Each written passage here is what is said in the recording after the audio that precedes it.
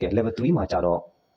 ဒီနှစ်ခုထပ်ပို့ပြီးတော့သူက level မြင့်သွားပြီနော်ဝါကြတိစောက်ပုံတွေကပို့ပြီးခက်လာလိမ့်မယ်ပို့ပြီးတော့ရှုပ်လာလိမ့်မယ်ဒါပေမဲ့လည်းဒီအခြေခံတွေကိုနားလည်ထားတယ်ဆိုလို့ရှိရင်ဒီဟာဘာမှကြောက်စရာမလိုပါဘူးကဲဆိုရင်ဒီ level 3ရောက်တဲ့အခါဘာတွေသင်ရမလဲဆိုရင် phrases and clauses သင်ရမှာဖြစ်ပါတယ်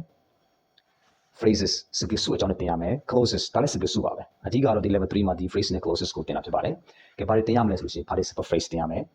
အခုဒီအုပ်စုကြည့်မယ်ဆိုလို့ရှိရင်ဒီအုပ်စုတွေကအခုကျွန်တော်တို့ grade 12 English စာမှာဆိုရှင်ဒီဟာတွေအများစုပါဟုတ်တယ်ဒီအုပ်စုတွေကျတော့ participle phrase prepositional phrase ပြီး clauses relative clause every clause ဒါတွေ conditions တွေဒါတွေအကုန်လုံးဟာဒီအထက်တန်း English စာမှာအများစုပါတာဖြစ်တယ်အကြောင်းသားတွေကဘာဖြစ်လို့ English စာကြောက်နေကြတာလဲဆိုလို့ရှိရင်ဒီဟာကိုမပြောနဲ့သူကဒီ level 2တို့ level 1တို့ဒီအခြေခံကြတဲ့အရာတွေတော့မသိနေဘူးမသိနေတဲ့အခါဒီအကြောင်းတွေဘယ်လောက်ကောင်းအောင်ရှင်းပြပါစေဆယ်ဆရာမတွေအရင်ကောင်းအောင်ရှင်းပြတော့ညာလဲသူကနားလေတယ်လို့နဲ့နားမလဲဘူးအဲ့လိုဖြစ်နေတယ်အဲ့လိုဖြစ်လေရှိတယ်နားလည်ဖို့တော်တော်ခက်တယ်ပေါ့နော်။ဘာဖြစ်လို့လဲဆိုတော့ဒီ level 2ကကောင်းနားမလည်ခဲ့ဘူး။ဒီ level 1ဖြစ်တဲ့ဒီအနည်းအများတော့မှသူကနားမလည်နေဘူး။ဒီဟာဆိုလို့ရှိရင်တော့နည်းနည်းပိုဆိုးသွားပြီ။ဒီ level ဆိုလို့ရှိရင်တော့တော်တော်လေးကိုခက်ခဲသွားပြီသူ့အတွက်က။ဒါကြောင့်မို့ဒီလိုမျိုးအခြေခံကတစ်စင်လေ့လာထားမယ်ဆိုရင်ဒီနေရာရောက်လာတဲ့သူတွေကဘာမှကြောက်စရာမလိုတော့ဘူး။ကျွန်တော်ကျောင်းသားတွေကဒီနေရာမှာရောက်တဲ့သူရှိပါတယ်။ဒီနေရာမှာရောက်လို့ကျွန်တော်အင်္ဂလိပ်စာတအားကြောက်သွားတယ်ဆိုတဲ့သူတွေကျွန်တော်မတွေ့ဘူးပါဘူး။ဒီနေရာရောက်လာလို့ရှိရင်သူ essay letter တွေကိုဟာကိုစီကုန်းဖန်တီးတတ်တယ်။ဟုတ်နော်ဝက်ချလေးတွေကိုရေးတတ်တယ်။အင်္ဂလိပ်စာကိုသူကမကြောက်တော့ဘူးသူကပြောလာပြီပေါ့နော်။ဒီမှာအင်္ဂလိပ်စာဖတ်ရတာအင်္ဂလိပ်စာလေ့လာရတာသူပြောလာတဲ့အချိန်ရောက်လာပြီပေါ့နော်။ကဲမှာဘာတင်ရမလဲဆိုလို့ရှိရင် participle phrase participle ဆိုတာက ing တွေ verb တွေ verb ed ပေါင်းထားတဲ့ verb တွေကို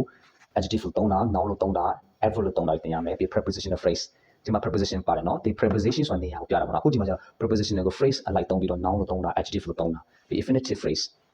to infinitive ကို adjective လို့သုံးတာ adverb လို့သုံးတာဒါတင်ရမယ်ပြီး noun clause တင်ရမယ်ဝကြအပိုင်းအစားတစ်ခုကတခြားဝက်ချတစ်ခုအထဲမှာဝင်ပြီးတော့သူကနောက်အလုပ်လုပ်နေတာအဲဒါမျိုးတွေပေါ့နော်သူကစိတ်လက်စိတ်ဝင်စားကောင်းတဲ့တင်ကစားတွေပါနော်ဒီ adjective clause တွေ relative clause တွေဒီ adjective clause ဒီမှာလည်း adjective ရှိတယ်ဒီမှာနော်ဒီမှာကတော့စလုံးလေးပဲတင်ရတာဟုတ်တယ် adjective clause တင်တဲ့အခါကျတော့ relative clause နဲ့ adjective clause အတူတူပဲဟုတ်တယ်နော်ဒီမှာကျတော့သူဝက်ချအနေနဲ့သူက adjective အလုပ်လုပ်နေတာတင်ရတာဖြစ်တယ်တော်တော်လေးကိုစိတ်ဝင်စားကောင်းပါလေဒီ adverb clause တင်ရမယ်အဲဒါလည်းအဲ့လိုပဲအချိန်ပြတဲ့ adverb clause တွေပြီးရင် reason ကိုပြတဲ့ adverb clause တွေအဲလိုနော်ဝက်ချအနေနဲ့သူက adverb ဖြစ်နေတာပေါ့နော်အဲဒါတွေတင်ရမယ်ပြီး condition အကြောင်းတင်ရမယ်အခုဒီမှာရေးထားတဲ့ဟာကအချင်းချုပ်ပေါ့နော်ဒီထက်မကအများကြီးကိုရှိပါသေးတယ်ဟုတ်နော်ကဲလို့ဒီဟာကကျွန်တော်ရဲ့သင်တန်းတွေမှာကလေးတွေကိုအခြေခံကနေတစ်စင်ပြီးတစ်စင်သူတို့သင်ပေးနေတယ်ဆိုတော့သင်ကြားတဲ့ပုံစံကိုကျွန်တော်ကအနေငယ်ပြဝချင်တာဖြစ်ပါတယ်ဒါတွေပဲလားဆိုရင်မဟုတ်ပါဘူးကျွန်တော်တို့ကဒီဟာကိုတည်ထားပြီဆိုလို့ရှိရင်ဒီဟာကိုကျွန်တော်တို့ကဘယ်လိုသွားရမလဲဆိုလို့ရှိရင်ဒီဟာဒီကအသုံးပြုပြီးတော့ကျွန်တော်တို့ကဘယ်လိုသွားရမလဲဆိုရှင် 4 skill သွားရမှာဖြစ်ပါတယ် listening လာမယ် speaking လာမယ်